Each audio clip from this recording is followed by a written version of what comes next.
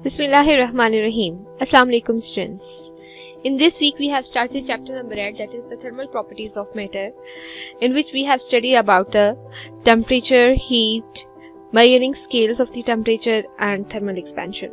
So starting from the temperature, that what the temperature is. So temperature is the average kinetic energy. How can we define the average kinetic energy of molecules? We know that when kinetic energy is here when the molecules are in motion, means that moving molecules or moving particles have the kinetic energy. So the formula for the kinetic energy is half mv square. There are three types of the kinetic energies, that is vibratory kinetic energy, rotational kinetic energy and translational kinetic energy. Vibrational kinetic energy is possessed by the solids, although rotation is possessed by the liquids, and translation kinetic energy in which the atom permanently changes its position from one place to another place and shift the position, that is translational kinetic energy, that is possessed by the gases. So by adding all these three kinetic energy, we will get the average kinetic energy. It is not a measure of heat, means that there is a lot of difference between the temperature and heat. Heat is actually the degree of transfer of energy. Heat is what? Transfer of energy, and temperature is the degree of hotness and coldness. Means that these two are the different things, and we have a different parameters for measuring it. For temperature we have scales, that is Kelvin, Fahrenheit and degree centigrade, and for heat we have the joule. So measuring temperature, that how can we measure the temperature? We use a thermometer to measure the temperature. Temperature rely on expansion, means that we use the temperature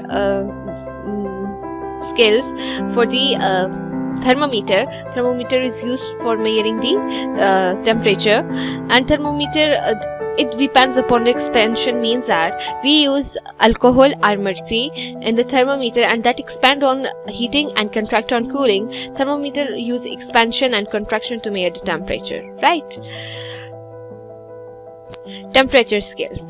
For temperature scales, there are three temperature scales.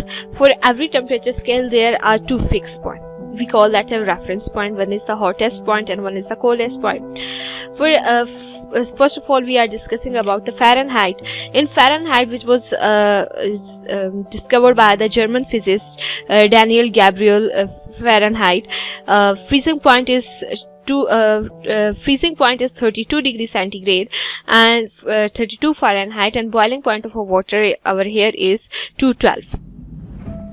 So the second is the Celsius scale. Celsius scale was also called as centigrade, that was discovered by the Swedish astronomer Andreas Celsius. In here also we have the two reference point, the coldest and the hottest. Coldest is at 0 degrees centigrade, while the hottest point is 100 degrees centigrade. Coldest point is the point whether when the water converted into the ice, and hottest point is the point when the like boiling point of the water. Now the third is the Kelvin scale, in which we take the 373 Kelvin as a boiling point and 273 as a coldest point. There is no degree or symbol because it does not vary, changes based of the location, means that it is the absolute temperature, and thermodynamic temperature can be used anywhere. And we can motion stop, the lowest possible temperature you can go is minus 273, means that in this temperature we can go at the level minus 273 degrees centigrade, and it is the SI scale which can be used internationally. Here are converting formulas of temperature, that how can we convert the temperature given in one scale. So we have done in detail in our class that how Celsius scale is converted to the Kelvin. Here is a formula that temperature in Kelvin is equal to temperature in degree centigrade plus 273. Now converting this to Celsius to the Kelvin, to the Kelvin to the Celsius, it will take the position of degree to the Kelvin and Kelvin to the degree, and here plus sign is converted into the minus sign. You have the exercise as well here, that is convert 273 degree to the Kelvin. So from Kelvin to the Celsius, convert 338 Kelvin to the degree. Now converting Celsius to the Fahrenheit. So you have the formula that temperature in Fahrenheit is equals to 1.8 और 1.8 कैसे है हमारे पास, हमने 5/9 किया है ना, जब हमारे पास 5/9 आता है तो आप जब 5/9 करते हो तो आपके पास आंसर आता है 1.8। अंदर हमारे पास आ जाता है in brackets degree centigrade plus 32। इसी तरह हमारे पास इसी फार्मूला को हमने रीअरेंज किया तो हमारे पास फ़ारेनहाइट डिग्री सेंटीग्रेड आ गया और इसमें हमारे पास वही हमने इस इक्वेशन को रीअरेंज किया तो हमारे पास ये इक्वेशन आ गई। Here you have also the assignment that is 33.5 degree centigrade को फ़ारेनहाइट में कन्वर्ट करना है और यहाँ Fahrenheit to the Celsius 147 Fahrenheit को आप सेल्सियस में कन्वर्ट करेंगे या डिग्री सेंटीग्रेड में, ठीक है। Now here we are discussing temperature and energy transfer। Energy transfer हमारे पास क्या है और टेम्परेचर इन दोनों का आपस में कैसे हम लिंक टुगेदर करते हैं। तो कहता है when you hold an ice cube the ice melt because of the energy transfer, कि जब आप हाथ में एक आइस क्यूब लेते हैं तो वो मेल्ट करता है। क्यों मेल्ट करता है? क्योंकि वहाँ पे एनर्जी ट्रांसफर होता है। एज वी डिस्कस अर्लियर कि हमारे पास एनर्जी हमेशा ट्रांसफर होती है from the hot body to the cold body. इस वक्त हमारा हाथ जो है that is the hot body और हॉट बॉडी से हमारे पास कोल्ड बॉडी की तरफ हीट ट्रांसफर हो रही है और ये तब तक ट्रांसफर होती रहती है जब तक हमारे पास थर्मल इक्विलिब्रियम हम गेन नहीं कर लेते। थर्मल इक्विलिब्रियम गेन करने का मतलब ये है कि हमारे पास अगर दो बॉडीज हम ले रहे हैं तो दोनों बॉडीज का सेम टेम्परेचर आ जाए। जब तक हमारे पास दोनों बॉडीज का सेम टेम्परेचर नहीं आता तब तक हीट ट्रांसफर करती रहती है। तो अब वो क्या कह रहा है कि हमारे हाथ से आइस क्यूब की तरफ एनर्जी जाएगी, एनर्जी ट्रांसफर होगी। The particles of your hand are moving faster than those of the ice cube.